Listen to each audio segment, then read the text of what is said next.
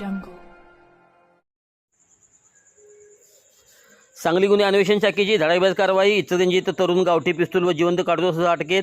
सांगली जिल्हा पोलीस अधीक्षक तुषार जोशी यांनी जिल्ह्यात अवैध हत्यारे आणि गुन्हेगारीविरुद्ध सुरू केलेल्या विशेष मोहिमेला मोठे यश आले आहे. सांगली ग्रामीण पोलीस ठाण्याच्या हद्दीत स्थानिक गुन्हे अन्वेषण शाखेने सापळा रचून एका 19 वर्षीय तरुणाला ताब्यात घेतले असून त्याच्याकडून एक गावठी बनावटीचे पिस्तूल आणि 2 जिवंत काडतुसे जप्त करण्यात आले आहेत.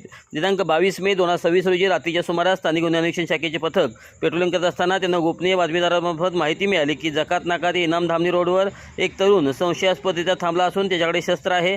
या माहितीच्या आधारे पोलिसांनी विठ्ठल पाटील पॉलिटेक्निक कॉलेजजवळ सापळा लावला. वर्णनाप्रमाणे चॉकलेट रंगाचा शर्ट घातलेला तरुण दिसतात पोलिसांनी त्याला घेराव घालून जागीच पकडले. त्याची झडती घेतली असता त्याच्या कमरेला एक लोखंडी पिस्तूल आणि खिशात 2 जिवंत काडतुसे आढळून आली. पकडण्यात आलेल्या आरोपीचे नाव शिवम अर्जुन शिंगारे, वय वर्ष 19, राहणार गल्ली नंबर 4, इचलकरंजी, जिल्हा कोल्हापूर असे आहे. प्राथमिक चौकशीत त्याने हे पिस्तूल 2 वर्षापूर्वी इचलकरंजीतील एका अनोळखीच्या व्यक्तीकडून घेतल्याची कबुली दिली.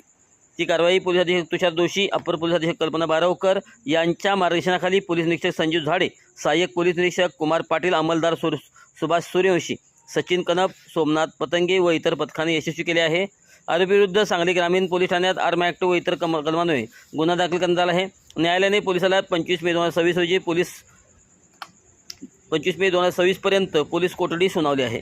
या गुन्ह्याचा पुढील तपास पोलीस निरीक्षक भैरू तळेकर यांच्या मार्गदर्शनाखाली सुरू आहे. जिल्ह्यातील अवैध शस्त्रास्त्रे आणि गंभीर गुन्हे करणाऱ्यावर यापुढे अशीच कठोर कारवाई सुरू राहील असा इशारा पोलीस प्रशासनाकडून देण्यात आला आहे.